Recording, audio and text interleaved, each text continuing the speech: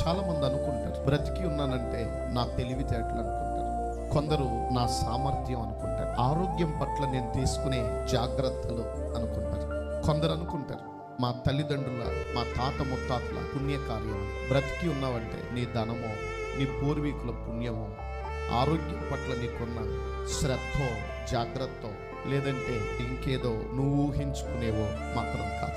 నువ్వు బ్రతికి ఉన్నావు అంటే నీ ఉనికికి కారణమైన సృష్టికర్త అయిన దేవుని అత్యున్నతమైన కృపే. ఇంకా ఏవేవో సాధిస్తావని సంపాదిస్తావని దేవుడు నీకు ఈ అవకాశం ఇవ్వాలి. తనను గూర్చినటువంటి మహజ్ఞానం నీ హృదయంలోనికి చేర్చుకుంటావని, ఆ సర్వేశ్వరుడు నీ కొరకు సిద్ధపరిచిన రక్షణను నిశితంగా పరిశీలించి నీ హృదయంలోనికి తెచ్చుకుంటావని నీ కొరకు సిద్ధం చేసి ఉంచాడు. ఇందులో ఉన్నది దేవుని ఉన్నతమైన ప్రేమే తప్ప నీ జ్ఞానం ఎంతైనా లేదనేది తెలుసుకోవాలి.